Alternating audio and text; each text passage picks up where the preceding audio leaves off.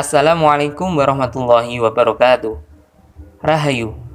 Perkenalkan, saya Muhammad Alfan Hidayatullah, mahasiswa UIN Sayyid Ali Rahmatullah Tulungagung dari Fakultas Usuluddin Adab dan Dakwah, Prodi Sosiologi Agama.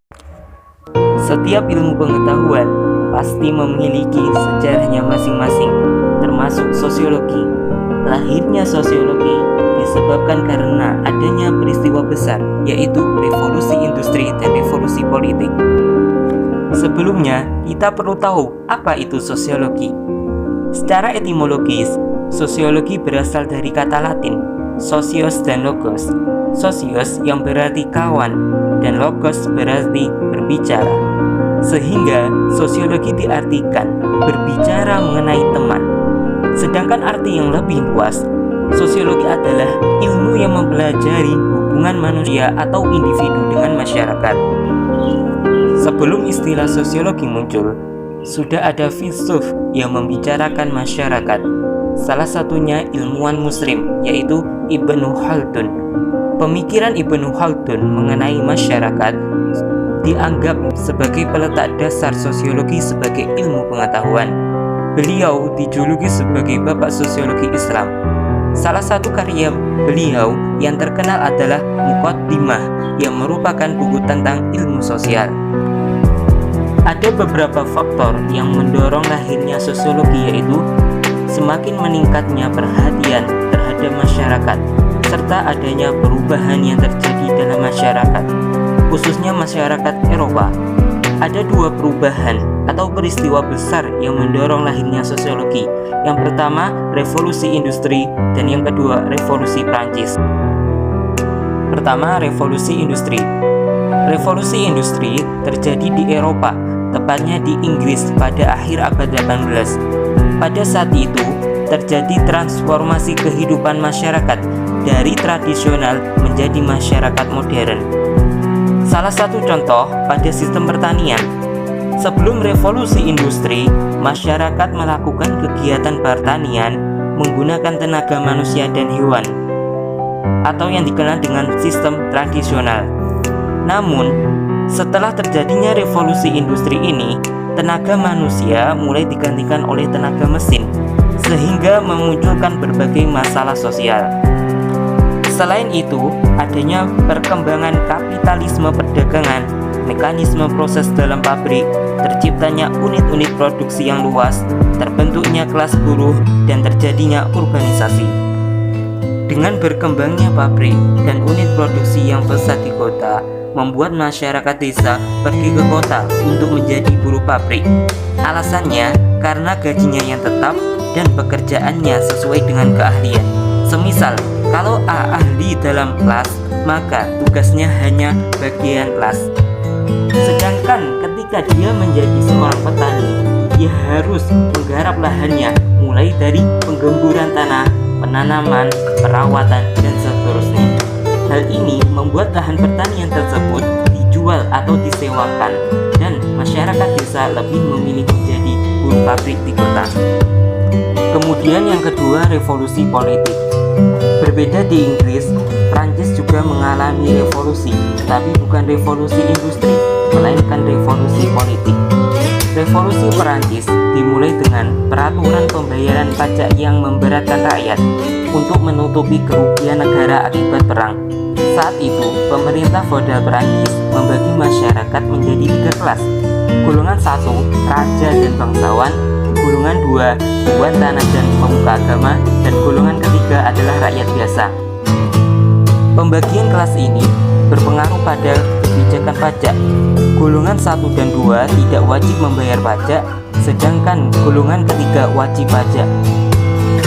Hal ini menimbulkan kesenjangan sosial dan ketidakpuasan rakyat terhadap pemerintahan.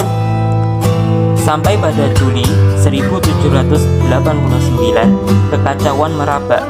Kerusuhan dan pembakaran terjadi di penjuru kota.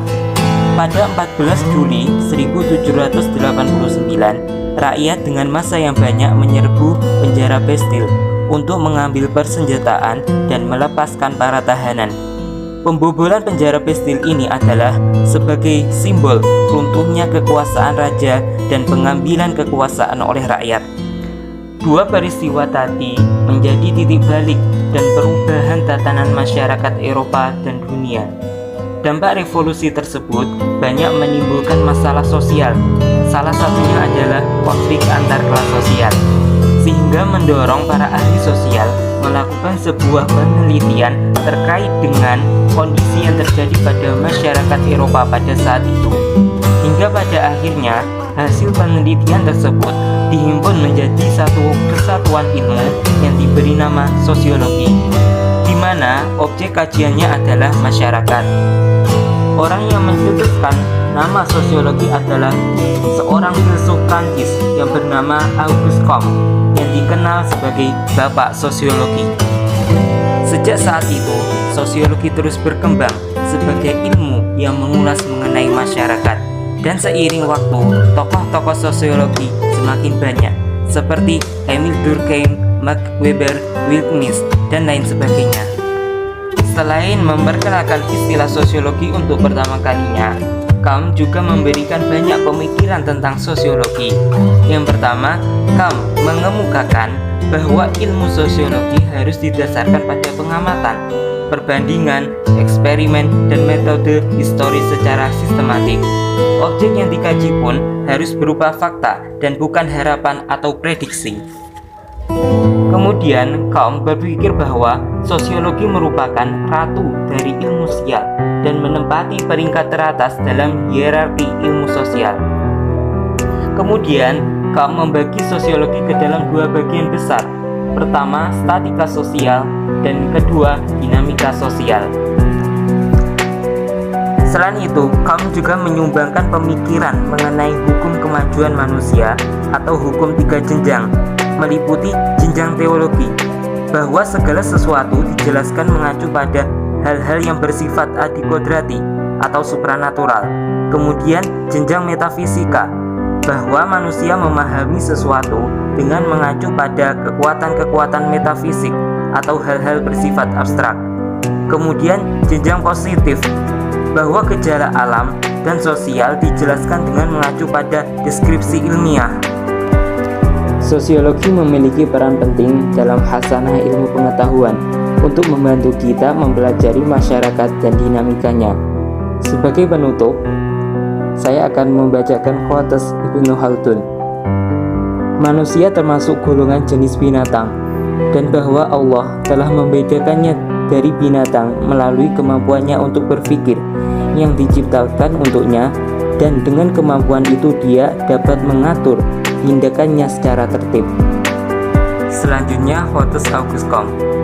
Formula suci positivisme, cinta sebagai prinsip, tatanan sebagai fondasi, dan kemajuan sebagai tujuan. Demikian sejarah singkat mengenai awal lahirnya sosiologi. Terima kasih. Salam sosiologi. Wassalamualaikum warahmatullahi wabarakatuh.